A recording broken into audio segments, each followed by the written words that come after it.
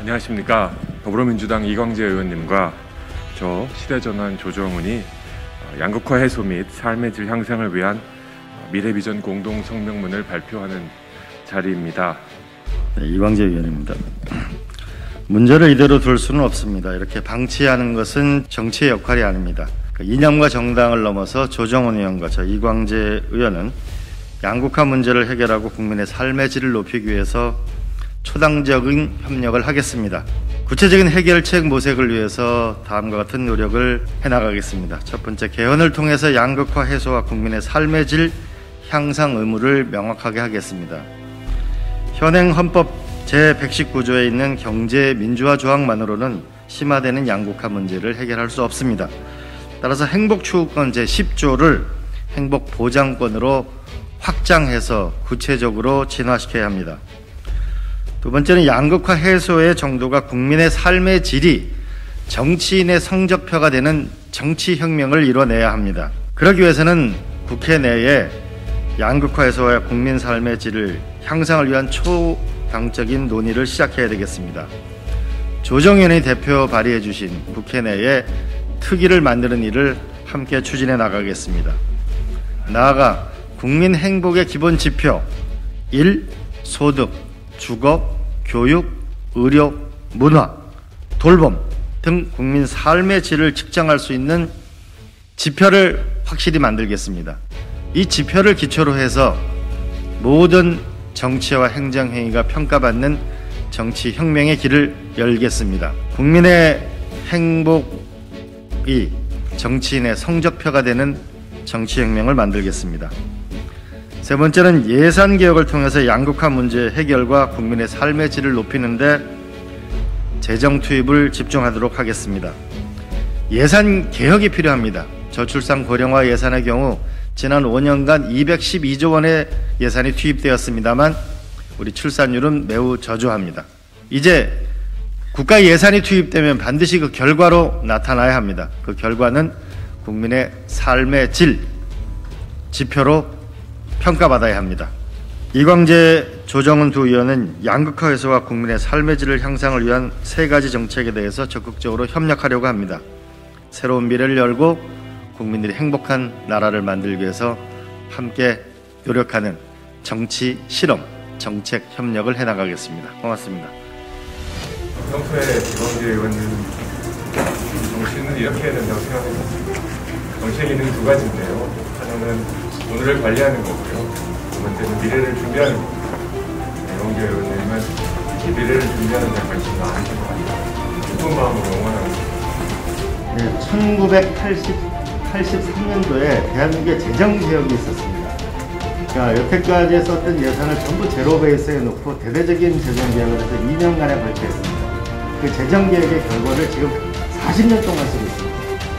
우리가 84년도 기준하고 지금하고 완전히 달라진 거 아닐까요? 이 재정개혁의 기준을 근본적으로 바꾸겠다는 것이 핵심입니다. 예를 들어보면은 40년 전에 우리가 국가 목표로 설정했던 그 재정개혁하고 지금은 다를 수밖에 없는 거죠. 그때는 성장을 주로 했을 때 아닌가요? 이제 우리는 대한민국은 21세기는 이 산업화 민주화의 시대를 넘어서 사람 중심의 디지털 그린 시대로 완전한 대전환이 필요합니다. 그러면 우리의 국가정책 목표로 분명히 달라져야 합니다. 저희는 국민의 행복 지표 1.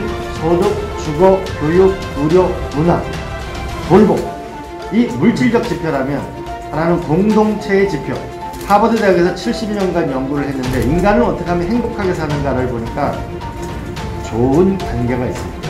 좋은 가족, 좋은 이웃이 있을 때 행복하다고 했습니다. 또 하나는 수명 저비용 사회입니다. 수명 100세 시대가 오게 되면 현재와 같은 이런 대도시의 고비용 구조를 이길 수가 없습니다.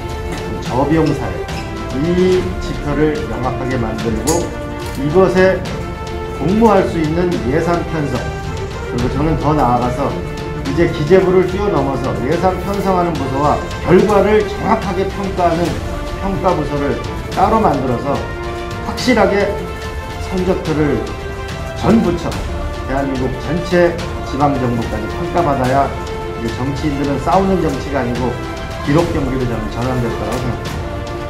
약 40년 동안 썼던 이제 재정 원칙을 근본적으로 바꿀 때가 됩니다. 그건 아니고 우리가 예산을 편성하는 구조가 있죠. 그 다음에 통계 등록부를 이제 만들려고 합니다. 이번에 재난지원금을 나눠보니까 나누지를 못하는 거예요. 실제로 국민들이 어떻게 사는지 모르니까.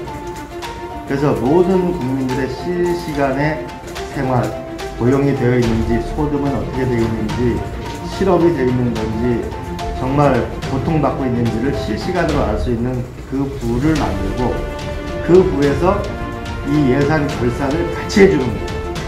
그러면은 평가가 명확해지는 거죠.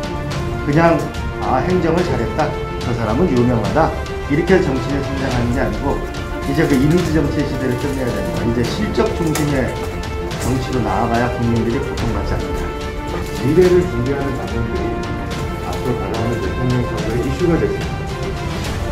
누가 싸우고 누가 이기고 그런 단순한 혹신 경기가 아니고 우리 사회를 바꾸는 의미 있는 기회가 되는 차원에서 저는 오늘 이광재 의원님과 인터뷰를 듣고 또 어떤 앞으로 다른 많은 정책을 가지고도 어떤 소상적인 힘을 가지고